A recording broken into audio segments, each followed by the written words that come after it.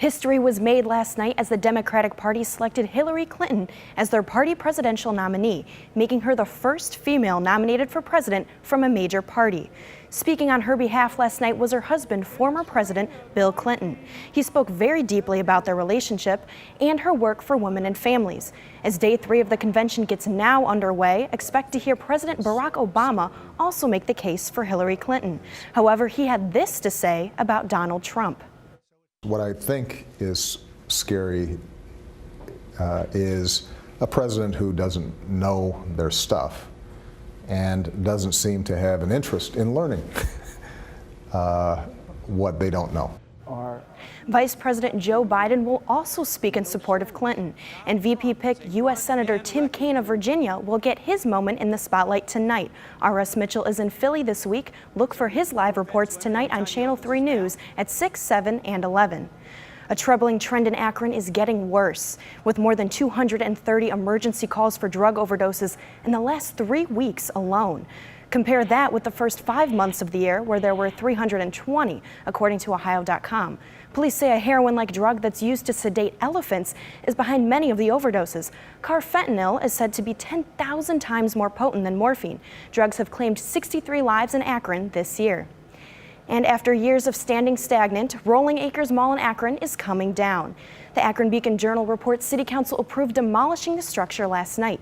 Mayor Dan Horrigan said the demolition will help keep Akron residents safe.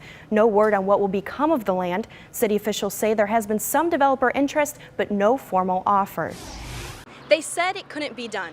We couldn't come back from being down 3-1. But LeBron James kept good on his promise, and he brought a championship home to Cleveland. The Democratic National Convention continues today in Philadelphia, and people are still talking about some of the major moments of last night's speeches. On the first night of the DNC, the new chair, Ohio Congresswoman Marcia Fudge, gave her opening remarks. Her praise for Clinton was met with chanting and booing from Sanders supporters. May I just make a point? May I just make a point? There are many of you that do not know me in this room. But let me say to you, I intend to be fair.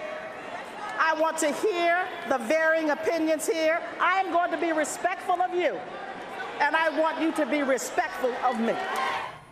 Fudge continued to tell them they need to start acting like Democrats. Some local teens tricked Google into renaming a street, but not for selfish reasons. Chris Gallagher wanted to commemorate Harambe, the gorilla that was shot and killed at the Cincinnati Zoo. So he and 2 of his friends sent complaints to Google Maps that Shankland Road was actually Harambe Drive. Google bought it, and the name was only changed for a short time. But if you Google Harambe Drive, Google Maps will take you to Shankland Road.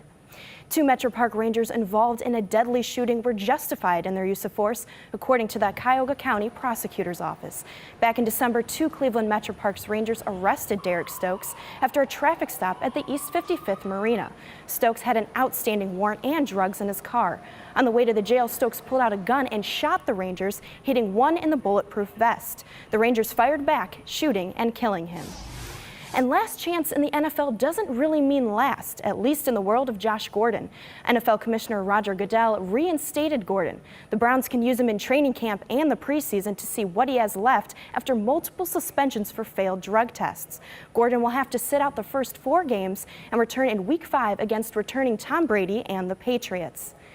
And after a successful RNC here, Clevelanders get ready to party. The RNC host committee is throwing a community thank you party on Public Square this weekend.